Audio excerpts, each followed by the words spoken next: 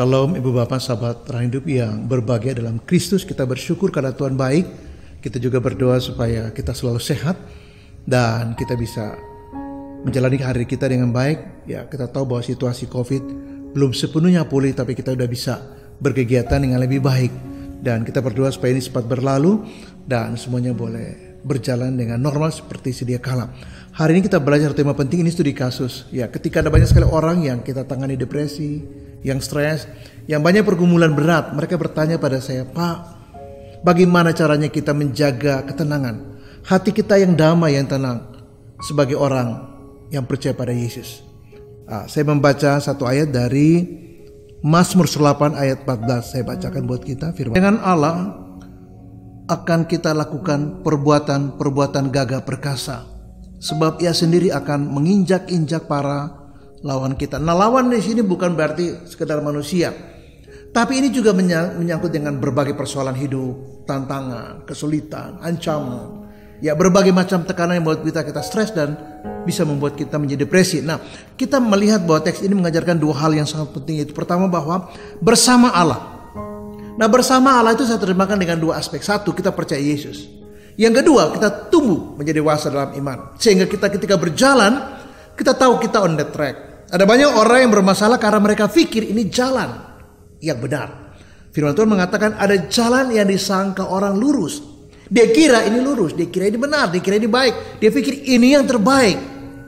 Ternyata Alkitab mengatakan ujungnya menuju maut. Nah, siapa yang tahu bahwa ujung itu berbahaya? Siapa yang tahu bahwa ujungnya itu membawa kepada maut? Maka hanya Allah yang Maha tahu, yang tahu ujungnya seperti apa. Dia memberitahu kepada kita jalannya. Jadi saya memahami dua ayat ini dengan mengatakan bahwa orang berjalan dengan Tuhan, karena ayat ini mengatakan dengan Allah, bersama Allah, yaitu orang yang percaya Yesus. Yang kedua, orang yang bertumbuh dalam Kristus, sehingga dia tahu firman Tuhan, dia tahu jalan yang dia pilih adalah jalan yang benar, bukan dia sangka benar. Karena saya katakan tadi bahwa orang yang mengira bahwa jalan itu benar belum tentu benar.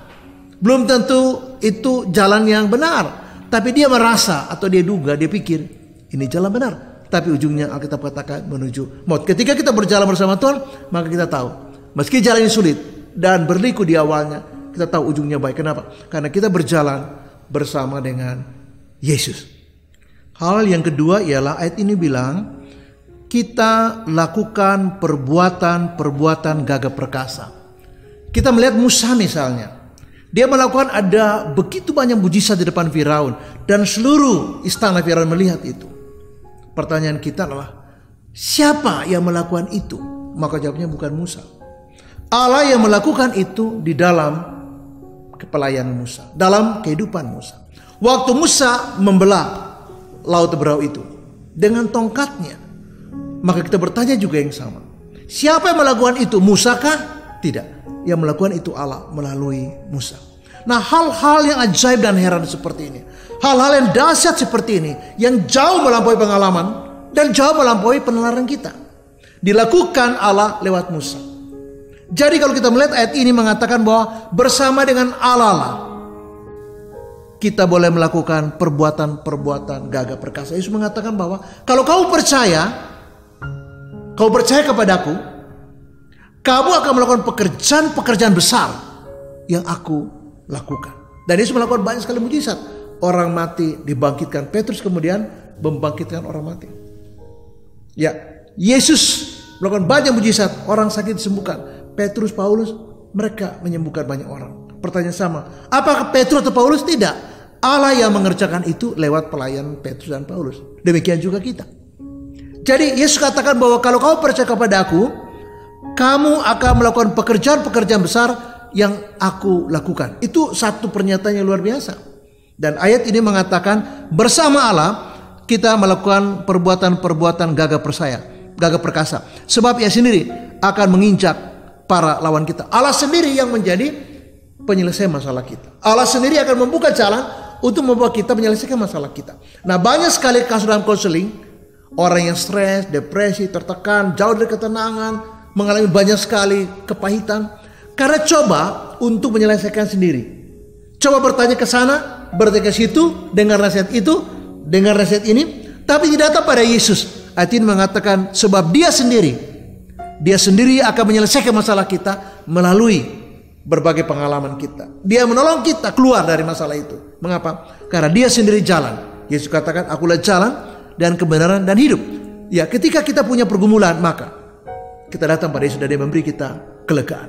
Dia memberi kita ketenangan. Dan dia sumber damai, memberi kita damai dan ketenangan sejati.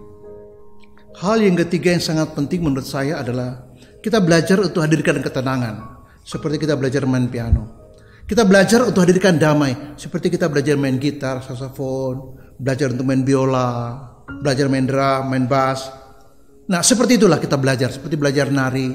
Nah, kita harus belajar tiap hari. Alkitab katakan hanya dekat Allah saja. Mazmur 62 ayat 1-13. Kita tenang. Hadirkan ketenangan. Hadirkan damai itu lewat kedekatan kita dengan Allah. Tadi 3 prinsip yang saya sudah singgung tadi.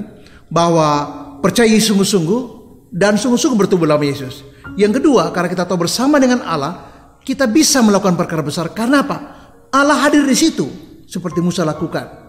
Ya, dan juga kita tahu bahwa Allah yang mengerjakan itu, kita menjadi alat di mana alat mengerjakan itu. Dan ketiga saya akan bahas bahwa kita hadirkan itu sebagai sebuah latihan. Kita hadirkan itu sebagai sebuah latihan untuk damai, untuk tenang. Ketika banyak sekali terjadi diskriminasi, tekanan batin, kesulitan keuangan, konflik rumah tangga, kekerasan, ya berbagai macam hal yang terjadi dalam kehidupan kita. Kita lakukan ini sungguh-sungguh sebagai sebuah latihan. Yang pertama bahwa kita baca Alkitab sungguh-sungguh. Baca sungguh-sungguh, renungkan sungguh-sungguh. Yang kedua, hafalkan. Satu hari satu ayat, hafal. Yang ketiga, coba kita mulai diskusikan dengan teman, ya, dengan kelompok di mana kita selalu bertumbuh. Yang keempat, kita bicara kepada diri kita, self talk, bicara. Tuhan katakan bahwa ya, berbagailah orang yang membawa damai. Berbagailah orang yang memandawai, karena mereka akan disebut anak-anak Allah. Berbagailah orang yang membawa damai. Ulangi terus sebagai sebuah metode. Kita ulangi dan tertanam dalam jiwa kita. Yang kelima, kita lakukan sungguh-sungguh firman itu. Yang keenam, kita bersaksi kepada orang lain. Yang ketujuh, kita berdoa.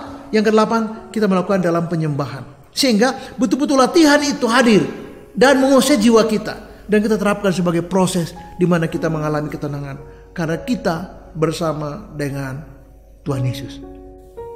Hal yang keempat adalah ada beberapa kasus yang kita sudah tangani. Dan saya ingin mengatakan kepada kita ketika firman Tuhan kita baca dan kita mulai self talk misalnya dalam kehidupan kita, maka itu akan menolong. Beberapa kasus saya catat 12 kasus yang kita tangani dengan prinsip yang sama itu kemudian berhasil ketika dia belajar untuk kooperatif dan membuka diri untuk terapi.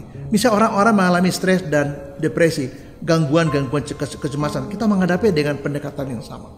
Orang-orang yang mengalami luka batin atau inner healing, orang-orang yang mengalami rasa bersalah dalam kehidupan mereka karena berbagai hal. Yang keempat adalah orang-orang yang mengalami, kita sebut sebagai inferiority complex, rasa minder dalam kehidupan mereka. Yang kelima adalah orang-orang yang mengalami kemarahan yang luar biasa karena berbagai hal, pengkhianatan, masa lalu, kekerasan. Orang-orang yang kena mengalami kebencian, dendam, kepahitan, dan membawa kepada perasaan benci yang luar biasa. Yang kelima, yang keenam ialah orang-orang yang mengalami adiksi pada alkoholisme, pada narkotika. Yang kedelapan pada judi. Orang-orang yang yang sudah terbiasa, terkungkung, terikat, terjerat oleh roh judi luar biasa. Yang kesembilan, orang-orang yang mengalami okultisme, bermain-main dengan kuasa gelap. Yang ke-10 ialah mereka yang mengalami OCD. Orang yang mengalami gangguan OCD, jadi kompulsif, disorder. Mereka mengalami itu. Orang yang mengalami ADHD, yang kesulitan konsentrasi, termasuk orang yang bipolar, yang semuanya bergerak up and down terus.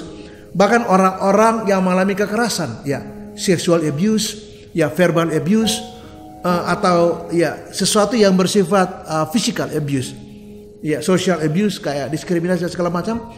Kita tangani dan kita melihat ketika orang itu mau membuka diri, mau bekerja sama, mau membuka diri untuk firman Tuhan, mau untuk mengucapkan firman Tuhan sebagai latihan dia untuk pulih, dia mengalami pemulihan. Dan kita melihat bahwa kuasa Tuhan, firman Tuhan katakan bahwa Firman itu lebih tajam dari pedang bermata dua, yang sanggup menembus ke sumsum yang begitu dalam. Jadi firman Allah sangat berkuasa. Ya, ketika Allah berfirman di Kejadian pasal 1, maka jadilah seperti apa yang Allah firmankan. Nah, firman Tuhan begitu penting sehingga Tuhan katakan kepada Yesus, jangan lupa you mengajar itu, memperkatakan itu dalam kehidupan kamu dan juga kepada umat. Karena firman itu adalah kebenaran yang hakiki dari Allah. Untuk menutup renungan saya mengatakan dua hal. Yang pertama, bahwa kita belajar Yesus. Ketika ada satu badai yang besar dalam perjalanan mereka, Yesus tidur. Kenapa Yesus bisa tidur? Dia begitu tenang di tengah-tengah badai. Kita belajar dari Yesus. Dan Yesus mengkritik mereka, menegur mereka karena mereka kurang percaya. Mari kita tingkatkan iman kita.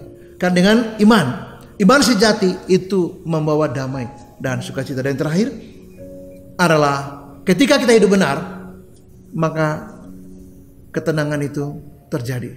Ketika kita hidup benar, takut akan Tuhan, maka damai itu lahir. Karena kebenaran itu adalah nyata. Ketika kita hidup benar, maka damai, ketenangan, dan sukacita akan memenuhi setiap rongga dari kehidupan kita. Terus memberkati dan shalom. Amin.